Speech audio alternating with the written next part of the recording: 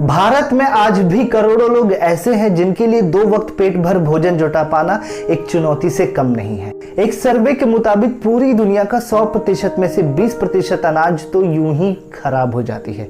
ये या तो किसी गोदाम में पड़े पड़े सड़ जाती है, या तो बारिश, या तो किसी एक्सीडेंट में ये खराब हो जाती है। और सबसे ज्यादा चौंका देने वाली बात तो ये है कि पूरी दुनिया का 30% अनाज यूं ही पका पकाया फेंक दिया जाता है। इसे आप ऐसे समझ लीजिए कि आपको 2 चम्मच चावल की ज़रूरत होती है, लेकिन आप ले लेते हैं 3 चम्मच चावल। और होता यही है कि आपका जो एक्स्ट्रा 1 चम्मच चावल है वो कूड़ेदान में फेंक दिया जाता है।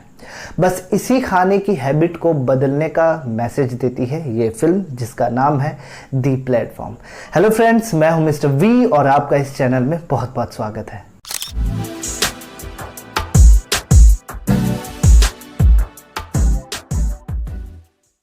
दी प्लेटफॉर्म इसी साल 20 मार्च को नेटफ्लिक्स पर रिलीज हुई थी, जब पूरी दुनिया के लोग कोरोना वायरस के चलते अपने अपने घरों में बंद थे। इस लॉकडाउन की वजह से न जाने कितने लोग भूख से मारे जा चुके थे, लेकिन ऐसे बहुत कम ही लोग थे जिन्होंने अपनी रोटी को 50-50 किया हो। बस उन्हीं लोगों पर तमाचा मारने का काम करती है ये फिल्म। देखो, इस फिल्म के बारे में मैं कुछ भी ब्रीफ करूंगा तो वो शायद आपके लिए स्पॉइलर हो सकता है, तो मैं कोशिश करूंगा कि जितने कम शब्दों में हो सके कहानी को एक्सप्लेन करूं। तो चलिए शुरू करते हैं।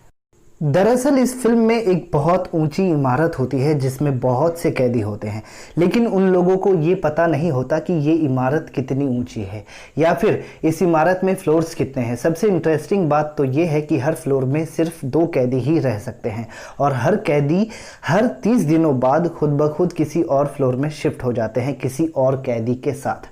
यहाँ पर खुद ब खुद कहने का मतलब ये है कि कैदी को ये पता ही नहीं चलता कि वो 30 दिनों के बाद किसी और फ्लोर में शिफ्ट हुआ तो हुआ कैसे।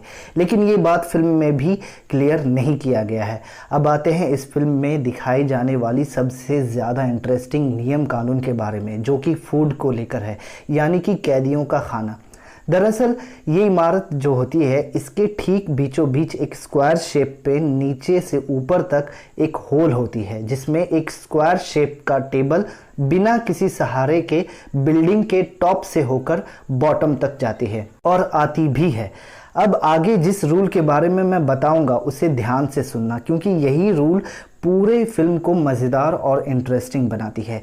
इस स्क्वायर शेप के टेबल में एक लिमिटेड लेकिन स्वादिष्ट से स्वादिष्ट भोजन रखा जाता है, जो कि बिल्डिंग के टॉप से होकर बॉटम तक गुजरती है और हर फ्लोर में एक लिमिटेड टाइम तक ही रुकी होती है। उस टेबल में वही खाना बचा होगा जो पहले वाले ने खाकर छोड़ा होगा।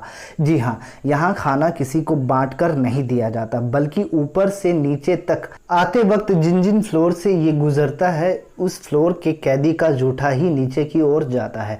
लेकिन आप ये सोच रहे होंगे कि कैदी खाने को बचाकर अपने पास रख क्यों नहीं लेता, तो मैं आपको बता दूं कि इसके लिए भी एक सख्त रूल है। अगर कोई भी टेबल पर रखे खाने का एक भी दाना अपने पास रखता है तो उस फ्लोर में इतनी हीट पैदा हो जाती है जिससे कि वो कैदी मर सकता है। जैसे कि मैंने पहले ही कहा था कि इस टेबल पर लिमिटेड खाना रखा जाता है, लेकिन फ्लोर कितना है पता नहीं। जैसे जैसे ये टेबल नीचे फ्लोर की तरफ बढ़ता है वैसे वैसे ये खाना ख़त्म होता जाता है, जिससे कि सबसे निचले वाले फ्लोर तक ये खाना पहुंच ही नहीं पाता। कहानी जैसे जैसे आगे बढ़ती है वैसे वैसे इस फिल्म को देखने का इंटरेस्ट और भी बढ़ जाता है, क्योंकि आगे एक गोरेंग नाम का कैदी एक बार सबसे निचले फ्लोर में रह चुका होता है और उसके फ्लोर तक खाना पहुंच ही नहीं पाता। लेकिन जब वो किसी दिन सबसे ऊपर वाले फ्लोर में रहता है तो वो ये डिसाइड करता है कि इस टेबल पे रखा खाना वो सबको बारी बारी पहुंचाएगा ताकि कोई भी भूखा ना मरे। बस इस वक्त से खाने को लेकर जो संघर्ष पैदा होती है वो सच में सोचने पर मजबूर कर देती है। क्या गोरेंग की इंसानियत रंग लाएगी? क्या बाकी कैदी उसके इस फैसले को अमल करेंगे? कौन है गोरेंग? कैसे पहुंचा वो इस जेल में और क्यों? और क्या वो इस खतरनाक जेल से कभी बाहर निकल पाएगा?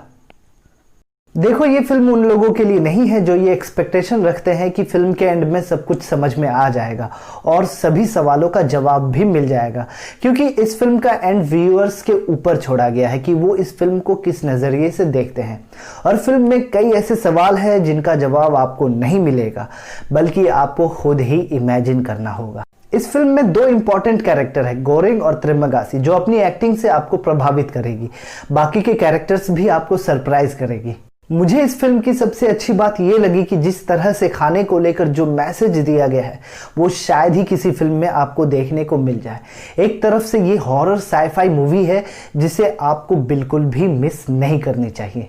फिलहाल इस वीडियो में बस इतना ही, मिलते हैं नेक्स्ट वीडियो में, तब तक आप अपना ख्याल रखिएगा।